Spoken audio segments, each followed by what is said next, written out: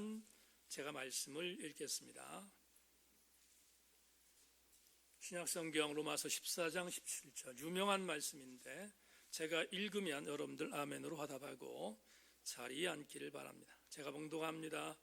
하나님의 나라는 먹는 것과 마시는 것이 아니요 오직 성령 안에 있는 의와 평강과 희락이라. 아멘 아멘. 자리에 앉습니다. 주님이 주시는 땅으로 찬양하고 말씀. 오늘 말씀과 함께 있는 찬양인데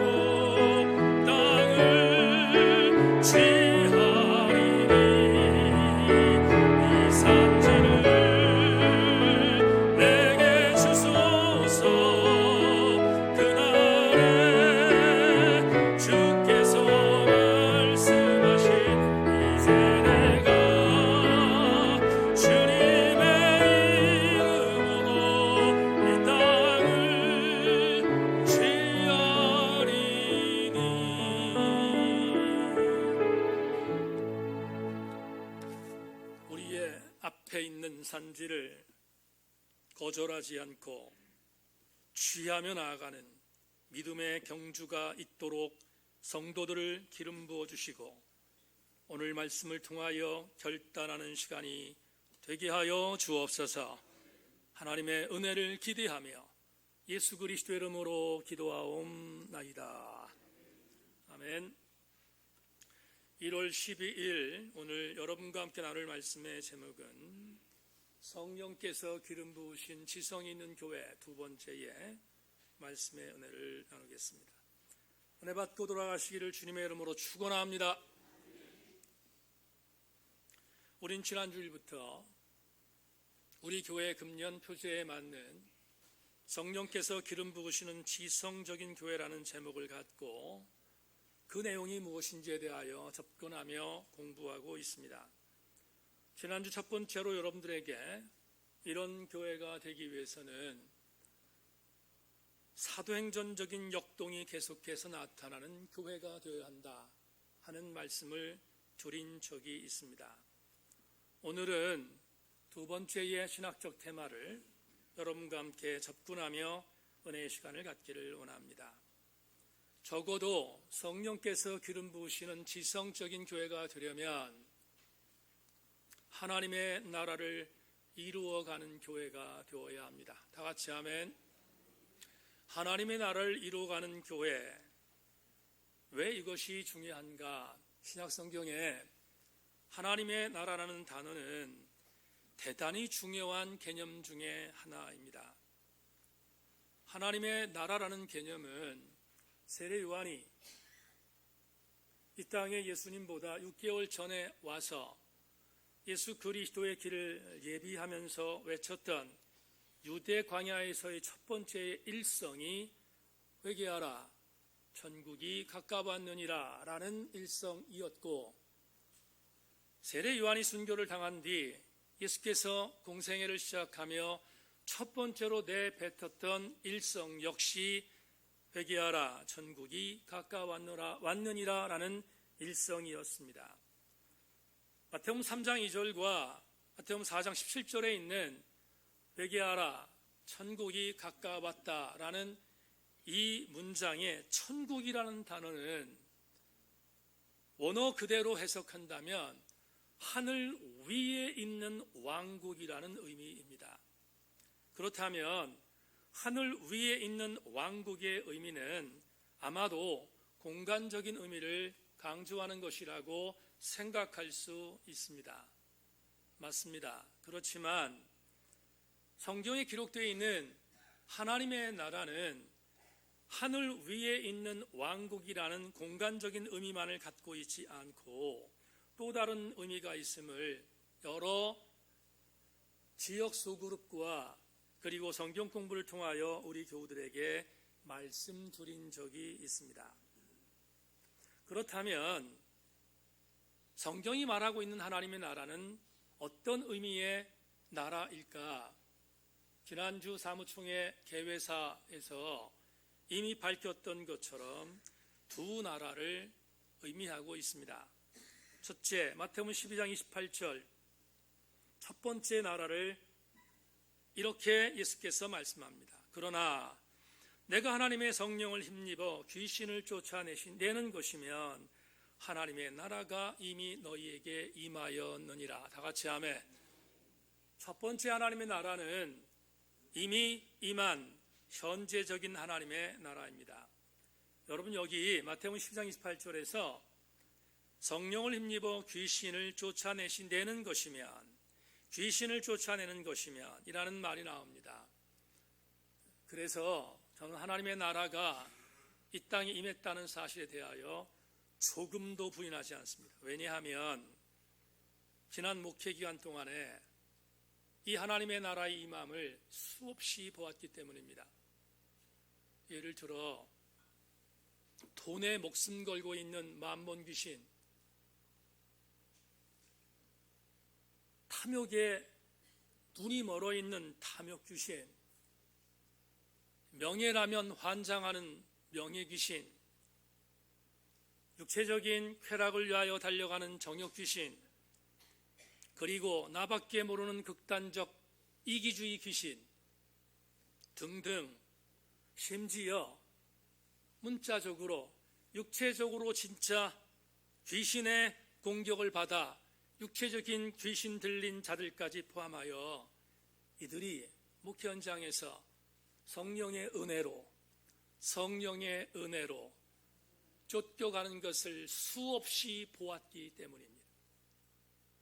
그들의 마음속에 그 귀신들이 나간 이후 임한 것은 이미 임한 하나님의 나라였습니다. 또 하나, 사무총회 개배사에서 말씀드렸던 것처럼 두 번째 나라가 있습니다. 예언자 이사야가 말했던 이사야 11장 5절로 9절의 하나님의 나라입니다. 공의로 그의 허리띠를 삼으며 성실로 그의 몸의 띠를 삼으리라. 그때 이리가 어린 양과 함께 살며 표범이 어린 염소와 함께 누우며 송아지 어린 사자와 살찐 짐승이 함께 있어 어린아이에게 끌리며 암소와 곰이 함께 먹으며 그것들의 새끼가 함께 엎드리며 사자가 소처럼 풀을 먹을 것이며 젖먹이 아이가 독사의 구멍에서 장난하며 젖된 어린아이가 독사의 굴에 손을 넣을 것이라. 내 거룩한 산 모든 곳에서 해됨도 없고 사함도 없을 것이니 이는 물이 바다를 덮음과 같이 여호와를 아는 지식이 세상에 충만할 것임이니라. 이 나라는 앞으로 우리가 기대할 이 땅에 이루어질 하나님의 나라입니다. 다시 말하면 이 두 나라는 오늘 우리의 신앙 현장 안에서 긴장감을 갖고 우리는 이 나라를 살고 있고 기다리고 있는 것입니다. 그래서 이 두 나라의 긴장감에 대하여 여러 학자들이 이렇게 표현한 적이 있습니다. 조지 레드라고 하는 신학자는 이 두 나라의 긴장감을 이렇게 말합니다. 묵시적 언어로 묘사된 하나님의 나라는 사실상 예수의 사역을 통해서 역사 속에 뚫고 들어온 시공간을 뛰어넘는 초월적인 질서이다. 예수 안에서 전적인 타자가 역사 속에 들어온 것이다. 쉽게 풀면 예수께서 성육신하셔서 이 땅에 우리에게 오신 것은 이미 하나님의 나라가 임했다는 말입니다. 이미 임한 하나님의 나라. 그런가 하면 제 신학교 선배이시자 조직신학자인 이신권 박사는 그가 쓴 조직신학에서 이렇게 말합니다. 하나님의 나라는 공간적인 의미도 포함하고 있지만 하나님의 뜻이 이루어진 곳이라면 어디나 하나님의 나라이다. 여러분, 하나님의 나라는 이미 우리에게 약속되어져 있는 공간도 있지만 그러나 하나님의 뜻이 이루어지는 곳 어디라도 그것이 하나님의 나라라고 한다면 그 나라는 지금도 우리에게 이미 임한 하나님의 나라이지 않겠습니까? 오늘 저는 이 두 나라를 동시에 동의합니다. 그리고 이 두 나라를 살아가는 것, 그리고 이 두 나라를 선포하는 것, 그것이 성령께서 기름 부으신 지성적인 교회의 중요한 신학적인 테마인 것을 선포하면서 오늘 여러분과 함께 이런 교회는 과연 어떤 교회인가? 이런 교회는 어떠한 삶을 살아가는 교회인가를 여러분과 함께 나누며 은혜의 시간을 갖기를 원합니다. 오늘 본문을 다시 읽겠습니다. 오늘 본문은 대단히 중요한 그리고 유명한 구절입니다. 바울은 로마 교회에 편지하는 글에서 이렇게 썼습니다. 하나님의 나라는 먹는 것과 마시는 것이 아니요 오직 성령 안에 있는 의와 평강과 희락이니라. 여러분, 이 유명한 구절을 오늘 여러분과 함께 주석하기를 원합니다. 오늘 본문은 로마서입니다. 그런데 이 로마서 14장을 이해하려면 전 이해가 있어야 합니다. 그것은 고린도 전서와 오늘 본문 로마서 14장, 특별히 고린도전서 8장과 로마서 14장을 이해하지 않으면 이 말이 무슨 말인지를 몰라서 여러분들에게 부연하여 설명하겠습니다.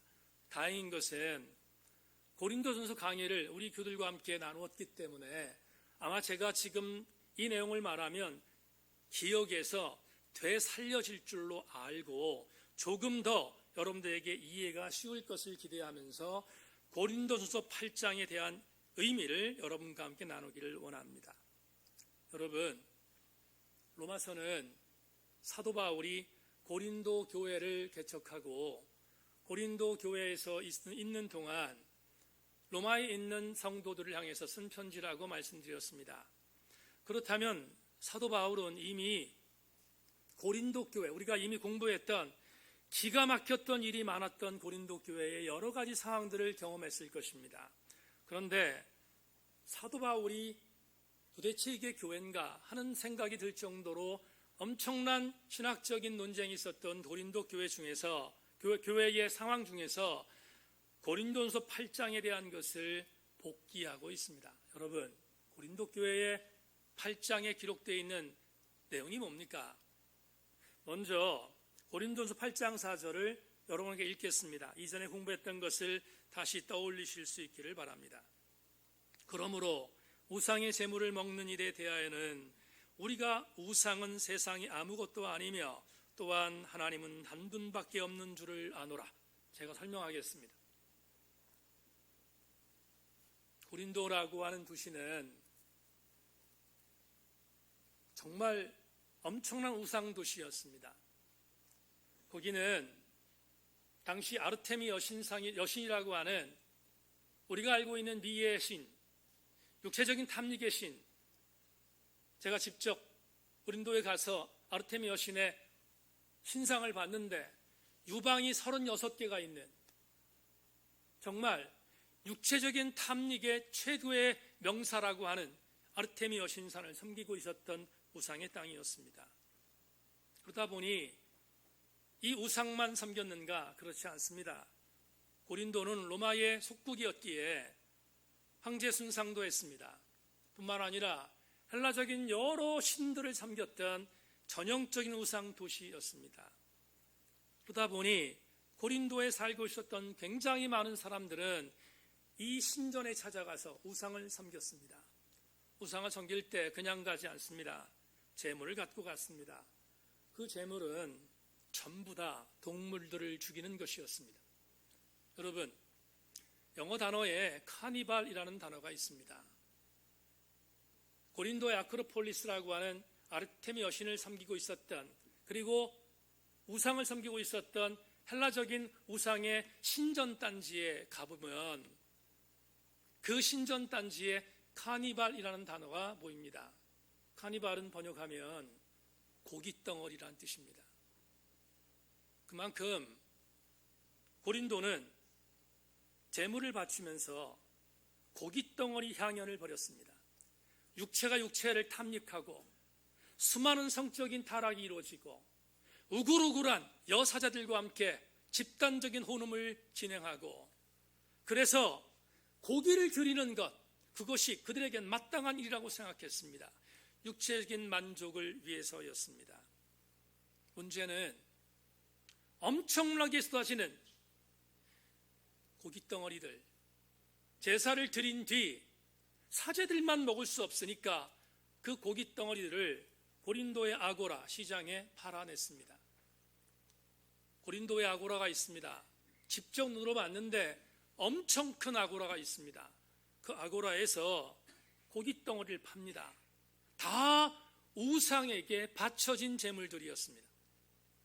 굉장히 많은 고린도 사람들은 아고라에 있는 육체적인 제물, 육체적인 부분의 상징을 나타내는 이 고깃덩어리를 사가지고 가서 만끽합니다. 문제는 고린도 교회의 성도들이었습니다. 고린도 교회 성도들은 사도 바울의 가르침에 따라서 우상에게 범죄하는 것은 용서할 수 없는 일인 것을 알았기에 특별히 이 고린도 교회 안에 들어가 있는 새로운 신자들, 제가 새로운 신자라는 단어가 고린도전서에 있는 건 아니지만 제가 여러분에게 부연합니다. 해석합니다. 새로운 신자급에 해당되는 초신자들, 막 개종한 자들, 그들이 고린도 시장에서 아고라에서 팔았던 재물들을 사서 먹는 고린도 교회의 기존 신자들을 보며 기겁했습니다. 이미 고린도 교회에서 자기들보다 신앙의 연조가 더 깊다고 하는 자들이 아무런 의미 없이, 아무런 거리낌이 없이 그 고깃덩어리를 사서 만끽합니다. 그러자 새신자에 해당되는 이들이 이것을 보고 용납할 수 없었습니다. 그래서 도대체 이런 불신앙적인 행위를 행하는 이유가 무엇인가에 대하여 나름대로 정죄했습니다. 그러자 기존 신자들이 가만히 있을 리 없습니다. 기존 신자들이 아는 것도 별로 없는 새로운 신자들이 그렇게 공격하니까 그들이 배웠던 풍어를 갖고 이렇게 말합니다. 이 우상 제물은 아무것도 아니야. 이건 그냥 고기 덩어리야. 먹어도 돼. 하나님을 믿는 사람은 이런 거 두려워하지 않아. 라고 먹기를 종용했습니다. 여러분, 맞습니까? 틀립니까? 맞습니다. 고기 덩어리는 고기 덩어리 이외에 아무것도 아닙니다. 정말로 아무것도 아닙니다. 여러분, 우리 교회에서 예를 들어서 어떤 요 앞에 동네에서 하는 거 있잖아요. 덩덕궁 하는 거 있잖아요. 그거 해서 누가 뭐 갖고 왔어요. 지난번에 우리 주일학교 어린이 보모가 미안합니다. 그런 일을 하잖아요. 그런 일을 하는데 우리에게 쌀을 보냈다고 해요. 그 쌀을 우리는 유관기관에 또 다른 곳에 보냈지만 그 쌀을 통해서 밥 먹는 게 여러분 무슨 문제가 있습니까? 문제 없습니다. 괜찮습니다. 똑같은 의미지요. 똑같은 의미입니다. 그런데 기존 신자들이 새 신자들이 나름대로 도전하는 것을 놓고 자기들이 갖고 있는 기득권을 갖고 물러설 수 없다고 생각했습니다. 그리고 그들을 가르칩니다. 먹는 거 아무런 문제가 아니니까 시비 걸지 말라는 것입니다. 사도 바울이 이것 때문에 반복하고 있었던 고린도 교회를 그냥 묵과할 수 없었습니다. 그래서 사도 바울이 교통정리합니다. 그 교통정리한 게 아까 읽었던 고린도서 8장 4절입니다. 누구의 손을 들어줬는지 여러분 한번 보십시오. 바울이 기존 신자의 손을 들었는지 아니면 새 신자의 손을 들었는지 한번 판단해 보시기를 바랍니다. 다시 고린도서 8장 4절을 제가 읽겠습니다. 그러므로 우상의 제물을 먹는 일에 대하여는 우리가 우상은 세상이 아무것도 아니며 또한 하나님은 한 분밖에 없는 줄을 아노라. 그렇다면 바울은 기존 선자들의 손을 들어준 것입니다. 왜요? 신학적으로 맞기 때문입니다. 그런데 분명히 기존 신자들의 손을 들어준 것 같은 이 내용을 조금 더 고린도전서를 공부하면 절대로 그렇지 않다는 것을 알게 됩니다. 이어지는 고린도전서 8장 8절로 9절까지 말씀을 제가 읽겠습니다. 여러분 자막을 참고해 주기를 바랍니다. 음식은 우리를 하나님 앞에 내세우지 못하나니 우리가 먹지 않는다고 해서 더 못 사는 것도 아니고 먹는다고 해서 더 잘 사는 것도 아니니라. 그런즉 너희 자유가 믿음이 약한 자들에게 걸려 넘어지게 하는 것이 되지 않도록 조심하라. 무슨 말입니까? 기존 신자들에게 이렇게 말한 것입니다. 너희들이 말하는 말이 맞다. 우상에게 드려진 이 제물을 먹는 것은 우상 제물은 아무것도 아니니까 먹어도 된다는 거예요. 그런데 한 가지를 당부하잖아요. 뭐라고 당부합니까? 이렇게. 그런데 고린도 형제들아, 너희들이 지금 아고라에 가서 제물들을 갖고 와서 먹는 것은 별 문제가 없지만 그걸 기존 신자들이 먹는 것을 새 신자들이 봤다. 그리고 도대체 이게 무엇인가? 라고 지금 의문을 품고 있다. 그리고 우상에 드려진 이 물건을 먹는 것을 보고 이 새로운 신자들이 시험 들고 있다. 그렇다면 너희들이 해줄 것은 하나다. 뭐냐? 음식 갖고 새 신자들을 넘어지지 않게 하라는 것입니다. 얼마나 적확한 표현입니까? 음식 갖고 자랑하지 말고 음식을 먹는 것 가지고 시비 걸지 말고 너희들이 먹는 것은 자유지만 그러나 새로운 신자들을 위하여 너희들이 먹는 것을 절제하라는 것입니다.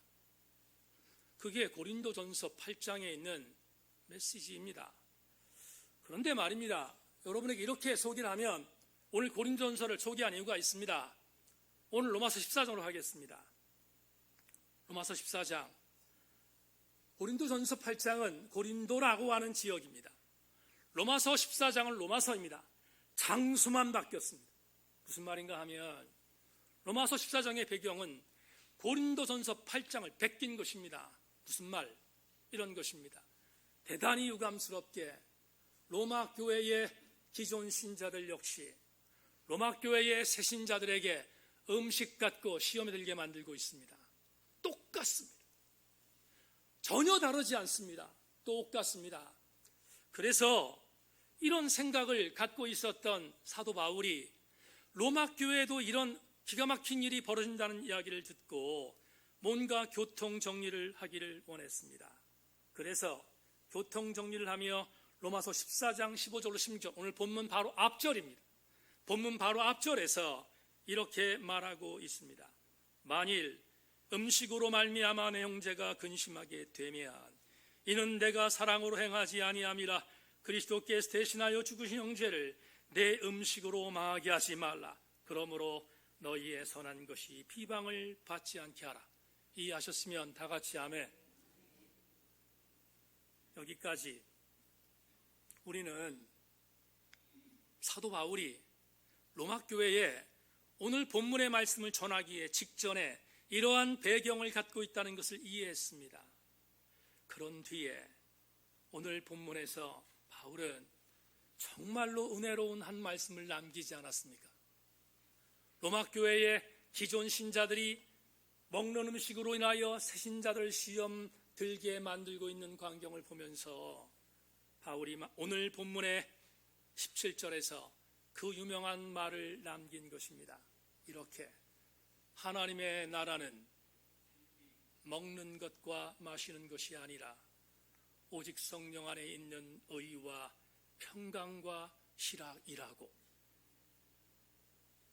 그러면 우리는 오늘 이상의 본문을 해석하면서 두 번째, 성령께서 기름 부으신 지성적인 교회가 되기 위한 두 가지의 하나님의 나라의 백성의 추구점을 찾게 됩니다.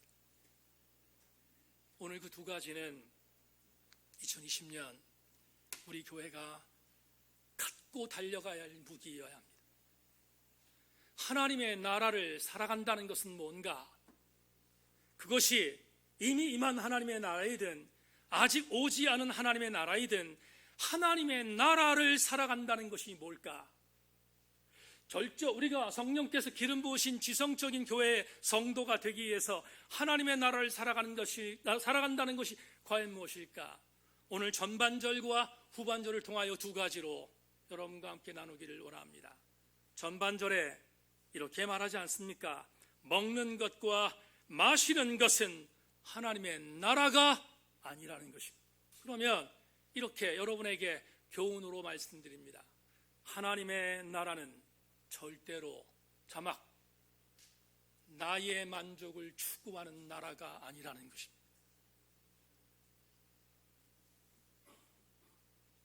먹는 것과 마시는 것, 원고에 없는데 잠시 다른 이야기를 좀 하겠습니다. 작년 연말에 영상부 부원들과 함께 식사를 나누었습니다. 1년 동안 수고해서 함께 영상부 위원들 격려하고 했습니다. 영상부 부장으로 있는 수상국 주사님이 밥을 먹다가 아주 오래전 이야기를 하나 우스갯소리를 꺼냈습니다. 목사님, 아시는 것처럼 제가 집전교회에서 학생회 부장을 했잖아요. 그래서 그랬지, 학생회 부장을 했지. 그런데 이런 얘기를 하는 거예요. 목사님, 연말에 감사를 받는데 감사에 지적받았습니다. 그래요. 그래서 저는 몰랐던 거예요. 무슨 지적을 받았냐고 물어봤더니 조집사님 웃으면서 그래요. 먹는데 돈을 더 많이 썼다는 거예요. 먹는데 왜 이렇게 돈을 많이 썼냐? 지적당했다는 거예요. 근데 조집사님 한 말이 재밌습니다. 근데 목사님, 제가 그때 학생회 부장이었는데 학생들 사역하면서 먹는 것 말고 뭘 또 할 수 있습니까? 그래서 먹였습니다.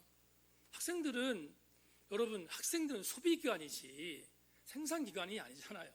그러니까 학생들한테 뭐 잘 먹였습니다. 근데 먹였다고 지적당했는데 좀 섭섭했다 하는 그런 말을 했습니다. 그 얘기 듣다가 그치, 맞아요 집사님. 학생들이 먹는 거 말고 먹을 때 곳간에서 인심 난다고 그렇게 해야 되지 않겠냐. 그래서 제가 박수를 쳐줬습니다. 맞짱 쳐줬습니다. 16년 전에 있었던 슬픔을 없애기를 바랍니다. 여러분, 주일학교 어린이들과 학생들은 먹어야 합니다. 마셔야 합니다. 그렇게 해서 곳간에 인심 나고 그렇게 되는 것이 마땅합니다. 다시 말하지만 교회 학교는 소비기관이니까. 그런데 그게 작년까지 가서야 되겠습니까? 먹고 마시는 것에 대해서 한번 이야기를 해보겠습니다. 고린도 교회도 마찬가지고 음악교회도 마찬가지고 먹는 것 갖고 목숨 걸었습니다. 그리고 마시는 것 갖고 함몰되어 있었습니다. 그런데 이런 생각이 들었습니다. 먹고 마시는 것, 그것이 잘못된 것은 아니지만, 여러분 먹고 마시는 게 잘못된 건 아니잖아요. 그런데 먹고 마시는 것 때문에 교회 공동체가 무너지든지, 아니면 먹고 마시는 것 때문에 누군가의 믿음 약한 자가 쓰러진다면 조심해야 되지 않겠습니까? 그건 우리가 해야 될 일이잖아요. 기존에 믿는 성도들이 당연히 해줘야 할 일이지 않겠습니까? 그건 우리가 마땅히 해야 할 일입니다. 그래서 사도 바울은 오늘 하나님의 나라를 추구하는 자는 절대로 먹고 마시는 것이 아니라고 가늠하고 있습니다. 이 말을 바꾸어서 교회 공동체는 내 만족을 위해서 살아가는 것이 아니라 이 말입니다. 여러분, 이 말을 다른 말로 바꾸겠습니다. 내 만족을 위하여 살아가지 않고 그리고 먹고 마시는 것을 위하여 살아가지 않는다는 말은 이 말입니다. 교회 공동체에서 하나님의 나라를 추구하는 자는 절대로 비본질에 목숨 걸지 않는다는 것입니다. 워싱턴 사김의 교회를 심우하는 김명복 목사님 가끔 얘기를 합니다. 이분이 아주 오래전에 숨어 계신 하나님이라는 책을 썼습니다. 근데 이 당시가 어떤 일이 있었냐면 밀양이라는 영화가 나왔을 때 한국교회가 굉장히 많이 힘들었던 때였습니다. 밀양이라는 영화가 한국교회를 공격하는 영화니까. 그런데 그 밀양이라는 영화를 분석하는 책이 숨어 계신 하나님, Hidden God이라는 책을 썼습니다. 굉장히 오래된 책인데 지난주에 제가 어떤 단체에 글을 하나 보내야 되기 때문에 그 글을 보내기 위해서 이 책을 스크랩해 두었던 부분이 생각이 나서 끄집어냈습니다. 오늘 제가 지난주에 보냈던 한 글을 여러분에게 소개하겠습니다. 김영복 목사님의 글입니다. 제 글이 아닙니다. 20세가 낳은 훌륭한 선교사 스탠리 존스 목사는 교회 안에 있는 사람 중 3분의 2는 진정한 회심이 필요한 자들이라고 지적한 바가 있다. 맞는 말이다. 전도가 필요한 사람들은 교회 밖에만 있는 것이 아니라 교회 안에도 있다. 어떤 사람들의 몸이 교회 안에 머물러 있기만 하면 안심하는 정서가 제 안에도 발견된다. 주일 예배에 참석했다는 사실만으로 그 사람의 영적 상태를 안심하는 경향이 있다. 물론 주일 성수가 무시할 수 없는 요소인 것은 분명하다. 한동안 주일 예배에 불참했다거나 특별한 이유 없이 예배를 자주 빠질 경우 거의 외여 없이 무엇인가 문제가 있다는 것이다. 하지만 그 반대도 늘 진실일 것이라고 생각해서는 안 된다. 주일 예배에 빠짐없이 참석한다고 해서 문제없음이라고 판단하는 것 역시 아주 위험한 일이다. 그 사람과 하나님의 사귐이 얼마나 살아있으며 그 관계 안에서 얼마나 성장하고 있는지를 살펴보아야 한다. 이것이 더 중요하다.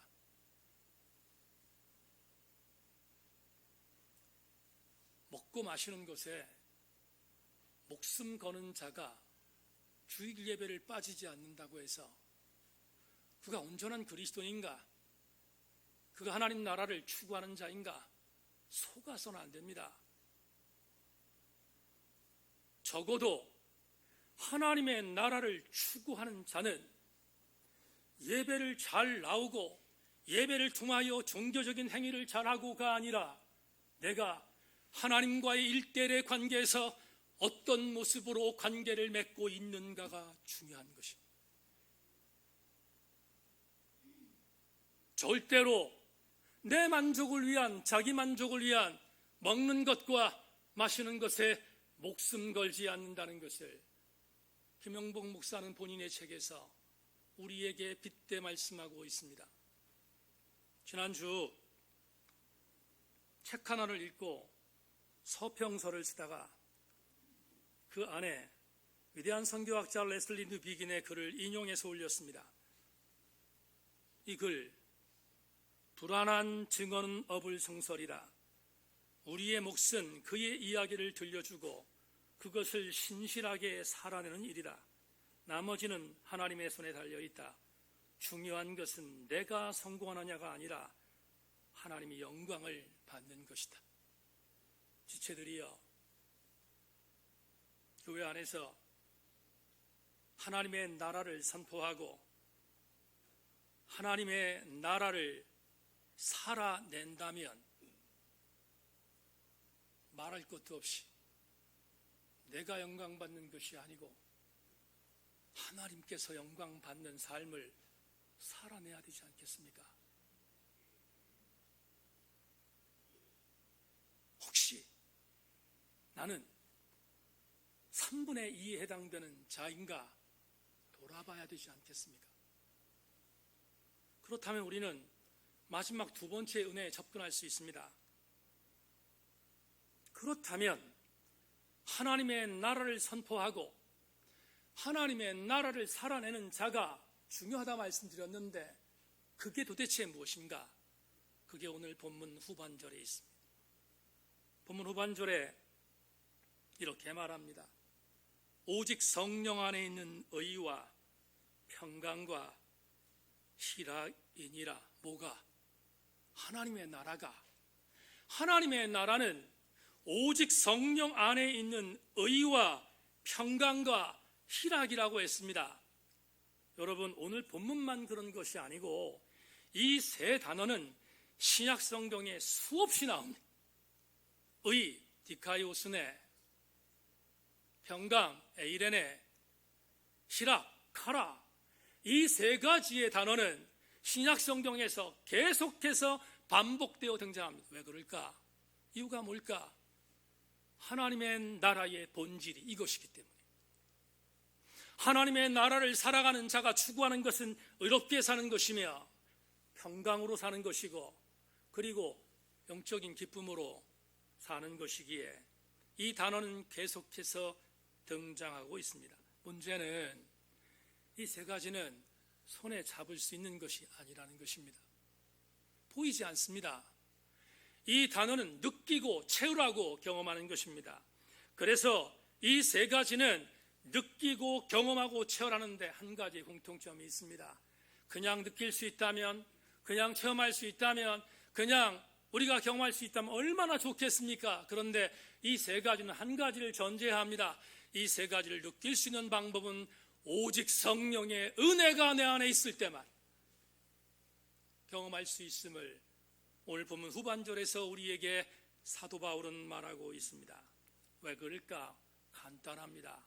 이 세 가지는 신앙의 본질이기 때문입니다.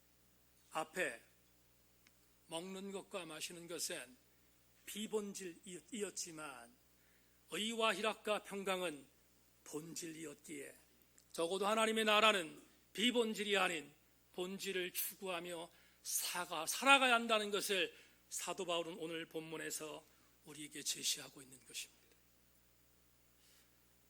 이제 설교를 마감하기 위해서 성경의 예증 하나를 소개하고 설교를 맺을까 합니다. 지난 주간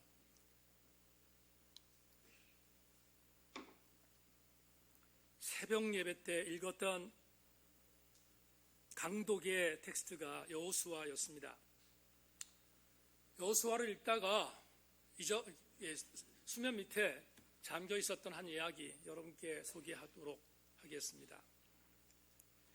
여러분, 여호수아서는 모세가 죽은 이후 여호수아가 전성기를 경험했던 사도행, 우리 신약적인 의미로 말하면 여호수아서는 여호수아 행전과 같습니다. 여호수아가 얼만큼 활동을 열심히 했는지를 보여주는. 그런데 여호수아를 시작하는 여호수아 1장 1절 주목할 구절입니다. 제가 읽겠습니다. 여호와의 종 모세가 죽은 후에 여호와께서 모세의 수종자 눈의 아들 여호수아에게 말씀하여 이르시되, 여기 모세의 수종자 눈의 아들 여호수아 신분이 나와요. 여호수아를 시작하는 여호수아 1장 1절에서 여호수아의 신분은 모세의 수종자, 슈아라트라는 단어는 하인을 말합니다. 여호수아 1장 1절에서 수종자라고 썼지만 점잖게 번역한 것이고요, 이 단어는 하인입니다. 몸종입니다. 그러니까 모세의 몸종이었던 자가 여호수아였다는 해석입니다. 그런데 여호수아 1장을 거쳐서 24장을 경험하면 여호수아가 마지막 유언을 남기는 유언이 24장에 나옵니다. 그런데 그 여호수아 24장에서 대단히 괄목할 만한 표현이 하나 있습니다. 여호수아의 신분이 변화된 것을 발견합니다. 여호수아 24장 29절 이렇게 말합니다. 이일 후에 여호와의 종 눈의 아들 여호수아가 110세에 죽었다. 어떻게 격상됐습니까? 모세의 종놈이었던 여호수아가 하나님의 종으로 바뀌었습니다. 신분 상승이잖아요. 나름대로 엄청난 신분 상승입니다. 그런데 어디 그뿐입니까? 진짜로 여호수아는 모세가 죽은 이후 1인자가 되었습니다.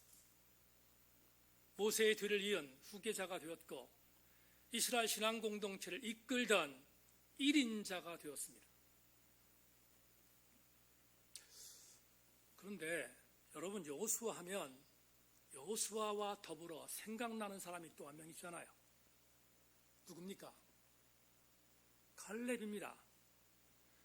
오늘 우리가 찬송했어요. 주님 주신 땅으로. 이 주인공이 누구예요? 갈렙이에요. 그런데 여러분, 가나안을 정탐하라고 했던 주의 명령을 기록한 성경을 보면 여러분 굉장히 세밀하게 말씀드리겠습니다. 여호수아 갈렙 두 사람이 긍정적인 보고를 했다고 하지만 시간 관계상 하나님이 두 사람을 칭찬해요. 동일하게 칭찬했습니다. 그런데 가나안 정탐 이후에 두 사람을 칭찬하는 내용을 보면 칭찬의 절수는 갈렙이 더 길어요. 무슨 말입니까? 갈렙이 여호수아에 비해 조금 더 무게감이 있게 칭찬받았다는 거예요. 그런데 현실이 어떻습니까? 현실이 역전되잖아요. 여호수아는 1인자가 됩니다. 강준민 목사님이 지금 미국에 있는 신학 선배님인데 강준민 목사님 책을 썼어요. 무대 뒤에 선 영혼들이라는 책을 썼는데 그 책에 이렇게 썼어요. 여호수아는 1인자가 됐고 갈렙은 2인자가 됐다. 그런데 갈렙은 2인자로서 만족하며 1인자를 높였다. 전 동의하지 않아요. 갈렙은 2인자가 아니었습니다. 갈렙은 2인자가 아니라 역사의 무대에서 사라졌어요. 완전히. 어떤 힘으로 바라보면 갈렙은 하나님께 대들 수 있었어요. 나를 더 많이 칭찬하셨는데 어떻게 나를 이렇게 무시할 수 있는가. 그리고 하나님께 대들 수 있었어요. 그런데 여호수아 1장부터 14장 전까지 갈렙의 이름은 보이지 않습니다. 다시 역사의 무대에서 완전히 사라졌습니다. 그는 2인자가 아닙니다. 잊혀진 사람입니다. 그런데 갑자기 14장에서 갈렙이 등장합니다. 왜 등장했는가? 갈렙이 등장한 이후 여호수아 14장에서 여호수아가 가나안을 점령하고 그 땅들을 점령하면 곧바로 지파들에게 땅을 나누어 주었습니다. 누구에게 어떤 지파를 어떤 땅을 가고 누구에게 어떤 땅을 가라는 것입니다. 그런데 당시에 요단 서쪽 지역에 척박한 땅 하나가 있었는데 그 땅이 헤브론인데 헤브론은 아낙 사람들이 강대했어요. 그들은 견고했어요. 그래서 그들과 싸우기를 모든 백성들이 싫어합니다. 그리고 그 땅은 제쳐놨습니다. 근데 그 땅을 제쳐놓으면 하나님께서 모세에게 약속하셨던 이스라엘 신앙 공동체 가나안 땅이 온전히 이루어지지 않는 것입니다. 굉장히 힘들었을 것입니다. 그런데 말입니다, 요단 서쪽의 헤브론 땅, 척박한 땅, 아무도 가지 않으려고 하는 그 땅에 한 사람이 역사의 무대 위로 올라와요. 그게 바로 갈렙입니다. 올라와서 자기에게 신앙적인 카운트파트, 라이벌이었던 1인자가 됐던 여호수아에게, 여호수아가 굉장히 골치 아팠을 거예요. 이 헤브론 땅을 어떻게 할 것인가? 가려는 사람은 없는데 어떻게 할 것인가? 그런데 굉장히 골치 아팠던 이 땅을 향하여 헤브론의 그 땅을 내게 달라고 일어선 사람이 있었으니 그가 갈렙이었습니다. 갈렙은 당시 나이에 연령으로 85세입니다. 기력 빠지고 힘 빠지고 일할 수 없는 무력한 노인이었습니다. 그런데 85세가 된 갈렙이 여호수아에게 이렇게 말합니다. 여호수아 14장 12절, 그날에 여호와께서 말씀하신 이 산지를 지금 내게 주소서. 당신도 그날에 들으셨거니와 그곳에는 아낙 사람이 있고 그 성읍들은 견크고 견고할지라도 여호와께서 나와 함께 하시면 내가 여호와께서 말씀하신 대로 그들을 쫓아내리이다 하니. 여러분에게 이렇게 설교하고 마무리하겠습니다.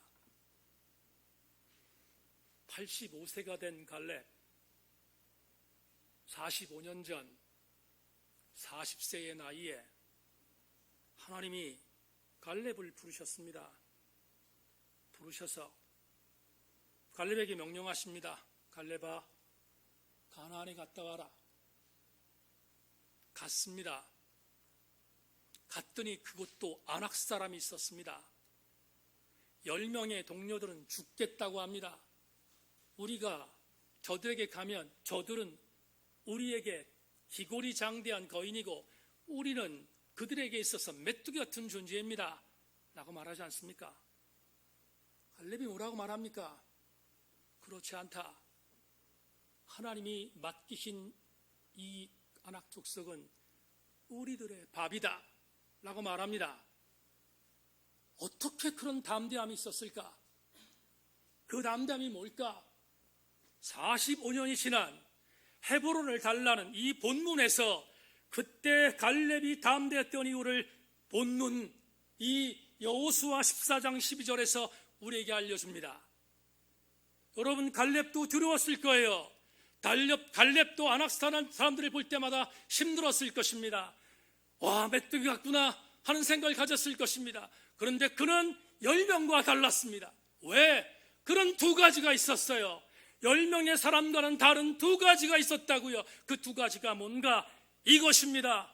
나는 여호와 하나님께서 내가 가나안에 가면, 여호와 하나님께서 내가 헤브론에 가면 하나님이 나와 함께 하실 것. 또 한 가지, 하나님이 나와 함께 하시는 것뿐만 아니라 이렇게 고백합니다. 그 하나님은 내게 이기도록 말씀하실 것. 하나님이 말씀하신 것을 붙들었습니다.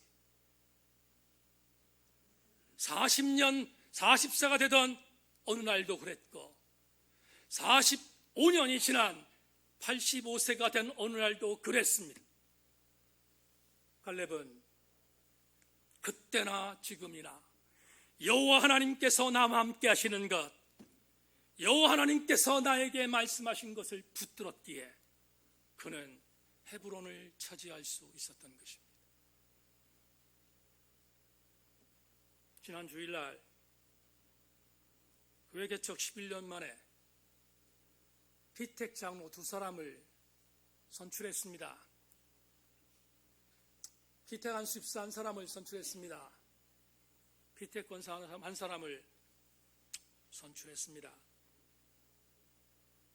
서약서에 1월부터 4월까지 인턴십을 갖겠다고 서약했습니다. 잘 감당해 줄 것으로 저는 확신합니다. 그런데 설교를 통하여 다시 한번 권면합니다. 피택된 대상자들이여, 그리고 우리 세인교회의 직분자들이여, 잊지 말아야 할 하나님 나라를 살아가는 백성의 요소는 연륜도 아니요, 경력도 아니요, 직분도 아니라 두 가지입니다. 하나님께서 나와 함께 하신다는 믿음, 그리고 하나님께서는 갈렙에게 그렇게 하셨던 것처럼 나에게 오늘도 말씀하신다는 믿음, 이 두 가지를 목숨 걸고 지켜가야 할 것입니다. 그게 바로 우리 교회가 하나님의 나라를 살아가는 백성으로 기름 부은 지성적인 교회가 되는 방법이기 때문입니다. 말씀 맺겠습니다. 지난주 깊은 잠에서 깨었습니다. 그리고 제가 힘들 때마다 저는 옥하는 목사님의 책들을 읽습니다. 깊은 잠을 자고 있다가 일어나서 목회자 수련회에 성했던 옥하는 목사님 돌아가시기 직전 목회자 수련회에서 했던 글을 읽다가 다시 일어섰습니다. 옥하는 목사님이 쓰셨던, 사실은 옥하는 목사님이 돌아가신 뒤에 이 책이 만들어졌으니까 유고집입니다. 옥하는 목사님의 유고집, 문득 당신이 그리워질 때라는 이 책에서 이렇게 썼습니다. 이 말은 목회자들에게 주었던 옥하는 목사님의 비수였습니다. 하나님의 말씀을 듣고 울지는 못할지언정, 가슴을 치진 못할 망정, 말씀을 가지고 장난을 쳐서야 되겠습니까? 말씀을 묵상하며 엉엉 우는 평신도만큼 따라가지 못하더라도 말씀 앞에 벌벌 떠는 모습은 있어야 하지 않겠습니까? 이 글을 2016년 1월 4일 오전 10시 16분에 읽었습니다. 그리고 제 책의 독서 후기에 이렇게 썼습니다. 나는 말씀을 붙들고 엉엉 우는 평신도를 지도하는 목사로서 진정성이 있는, 영성이 있는 목사인가? 나도 울자. 그리고 말씀 앞에서 부들부들 떨자. 지난 4년 전에 읽은 이 글을 읽은 후 이모저모 실수투성이었던 목사지만 한 가지는 붙들었습니다. 말씀 앞에 부들부들 떠는 것, 그것은 붙들었습니다. 그리고 4년 전만 그런 것이 아니라 앞으로도 그럴 것입니다. 그런데 오늘은 객기를 하나 부리겠습니다. 옥하는 목사님의 이 비수에 4년 전에 저는 철저하게 1인칭으로 적용했습니다. 오늘은 객기 하나를 부리겠습니다. 세인교회 지체 여러분, 묻겠습니다. 여러분들은 말씀 앞에서 엉엉 울고 있는 성도들이십니까? 말씀을 맺으며 목사는 목사대로, 성도는 성도대로 다시 결단합시다. 말씀 앞에 부들부들 떠는 목사, 말씀 앞에 엉엉 우는 성도, 하나님의 나라를 살아가는 자들이, 그 교회가 하나님의 나라를 살아내는 교회입니다. 2020년 우리 교회, 이런 교회가 되기를 주의 이름으로 간절히 소망합니다. 하나님, 오늘 말씀을 나누었습니다. 하나님의 나라를 선포하는 것은 물론이거니와 하나님의 나라를 살아내기를 원합니다. 먹는 것과 마시는 게 목숨 걸지 않고 오직 의와 희락과 평강에 우리의 삶을 전착하는 아름다운 세인교회 되게 하여 주시옵소서. 예수 그리스도 이름으로 기도하옵나이다. 말씀 생각하며